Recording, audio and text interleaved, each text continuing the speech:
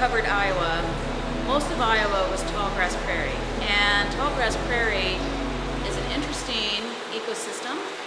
Whether we know it or not, we're in an ecosystem in the same way that we're in an economy, right? We're in a global economy, we're in a local economy. We're also in an ecosystem. Our ecosystem has been damaged by growing way too many crops that are just corn and soybeans. As settlers came in, the prairie got tilled up because they saw that it was really nice, good, rich soil underneath the prairie. However, most of Iowa is no longer prairie. 99.9% of the original tallgrass prairie of Iowa is gone. And so if you are not someone who's been involved in being outdoors a lot, maybe you could relate this to your family. Think of the fact that 99.9% of your family is gone. And of course, they're unique individuals and they'll never come back. So if you lose 99.9% of the prairie in Iowa, it's like you've lost your family. It's really important to make that clear. It's not a criticism of farmers. They're doing what they need to survive in this economy. They have to plant corn and beans because those are the economic options. And when you plant corn and beans, you have to have fertilizer and you have to have pesticides.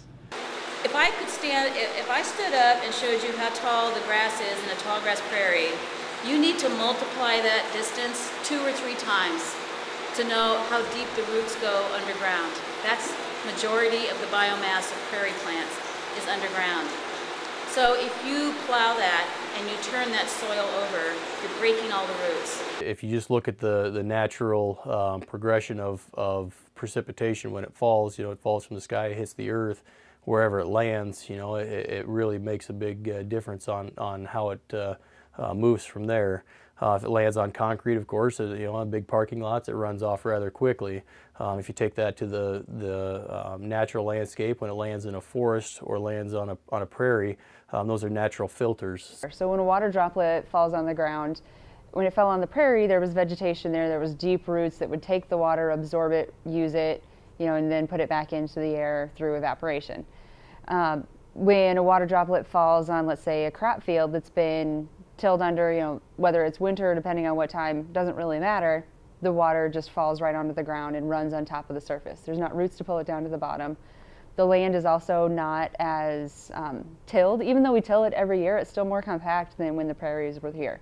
When you look at a natural forest, you see, obviously you see the stuff above the ground, but below the ground, a lot of those trees, the root systems, go out at least 1 to 2 times the height of the tree. So if you look at that tree, and if you have a 100-foot tall tree, a lot of times those roots are going out 200 feet away from the base of that tree.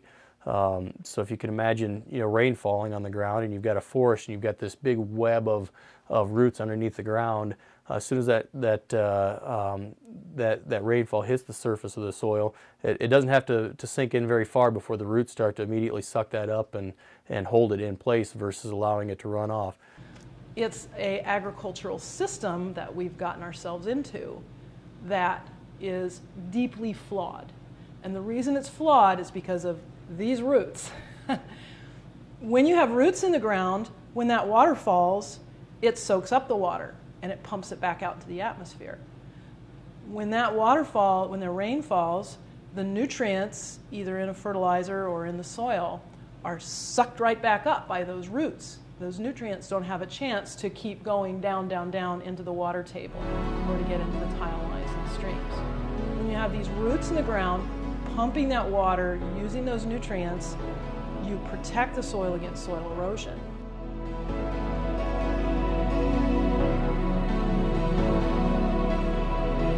Got all this dead, recently killed plant material, and it is perfect slow-release organic fertilizer. And that's why 99.9% of Iowa's prairie is gone, because it's wonderful farmland. It's really the richest soil on the planet. That much root mass and root matter in the soil there, just holding it in place, whereas a natural, out in the crop field, you look at the amount of roots that are available to hold soil in place in the off-season is very limited or slim to none. That soil is our heritage. It's the future of humanity in terms of feeding people. Without soil, you can't feed people. And this is what we're about in this state, is feeding people. So we have a responsibility to future generations and to current generations to protect this heritage, this soil. Go in your mind to a typical suburban lawn in somebody's yard, and we've got something that we call Kentucky bluegrass. I like to call that wimpy grass. It is not a taxonomic term, but the roots are only about this deep. So imagine 3 times as tall as I am compared to this. And so when you have this kind of lack of root development in the soil, you get massive rains, flooding. I mean, when flooding occurs, you get huge amounts of topsoil washed into the river systems. A lot of folks that may have lived in the city before are moving out a little bit further on the edges of cities. Cities are expanding. Anywhere that a city can be near the edge of some nice looking prairie or timber, people want to plant a house right in the middle of it and have, like I said, have their own little slice of heaven. So that's something that is very difficult to manage around. We are animals on the planet. We take in resources and give off waste just like any other living organism. So to use a resource by itself is not bad. That's not a bad thing, because that's how all life on Earth operates. The bad part is the rate of destruction. Right now, the role that Iowa's forests play in the state of Iowa's economy are pretty important. The forestry in the state of Iowa supports somewhere around 18,000 jobs. So as you lose more forest, of course, you lose more resource that supports those jobs.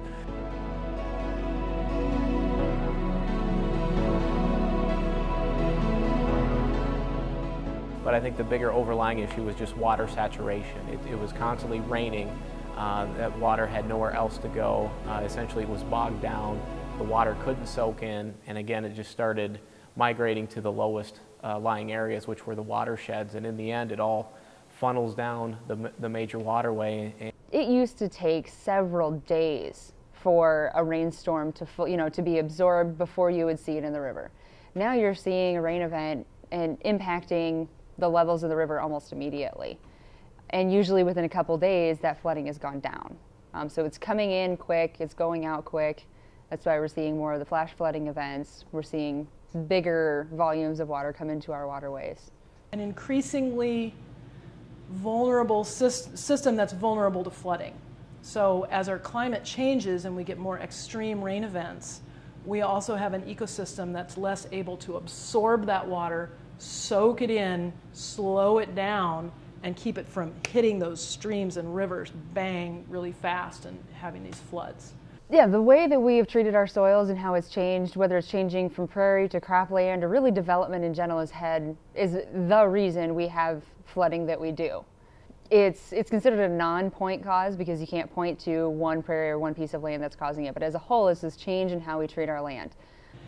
Because of those crops, we have a lot of flooding that we didn't used to have, and we have a lot of pollutants in our water, both our groundwater, our drinking water, and in our rivers and streams. One of the topics to address when building anything is looking at runoff, how it can be contained on the property and released gradually off the property so it has a chance to soak in. So a buffer zone is basically a vegetative strip between a body of water and a land that's being used for something, whether it's a land development for housing or whether it's cropland. That provides an opportunity for the water to slow down, go in, be absorbed into the water, be pulled down by the roots, and not be put into the body of water that it's adjacent to as quick. The agriculture world to value the water resources a little bit, where they could put a buffer in and create a filter where if the precipitation hits their crop field and runs off, it still has a buffer before it hits the stream. And so when a farmer some of these farmers are barely holding on to their farms already. Some of them are very large, but some of them that are barely holding on, and they have to decide whether they're going to turn 6 acres into a non-profitable crop. They just can't afford it.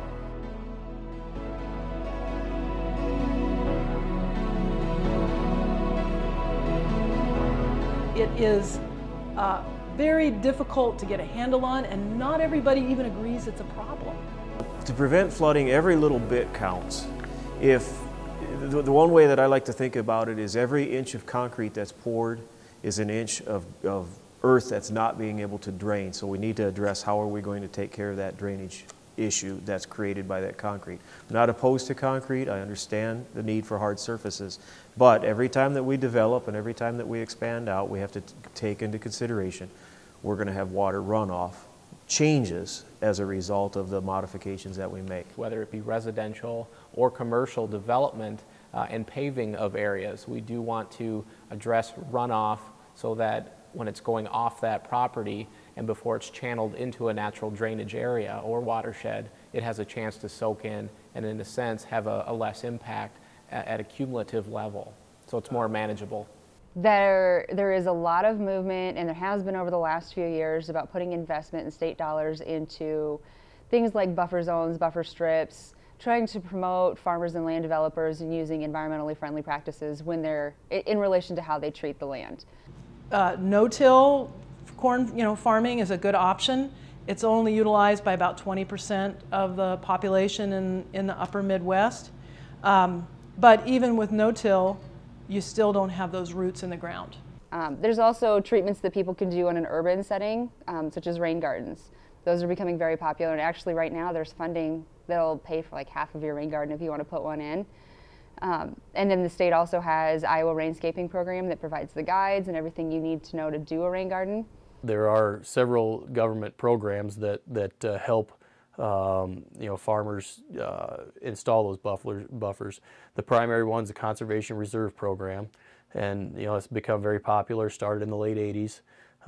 It provides an incentive, a financial incentive for landowners to plant trees or grasses in a 180-foot wide strip from the bank's edge out into the crop field. Some cities, like the city of Cedar Falls, is actually starting to require new developments to put in buffer zones and rain gardens and bioswales, which is wonderful. Waverly hasn't decided to do that yet. If you're next to that dry run and you see that it's obstructed, keep it open, because the dry run is intended to move the water through. The biggest thing that I promote or push is for that people become educated. You may not be able to do things if you're not a landowner. You may not be able to go out and plant trees to meet a common objective. But if you can be at the coffee shop or somewhere someday and you can get to talking about it and say, hey, I read about this program, it's a great program, that'll help spread the word and hopefully...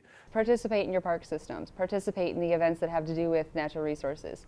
Even if you have nothing to do with agriculture directly, you eat. So yes, you do. So I would say read, learn, understand how serious the problem is, and then don't allow others to push that problem to the side, because the future of your state is riding on that.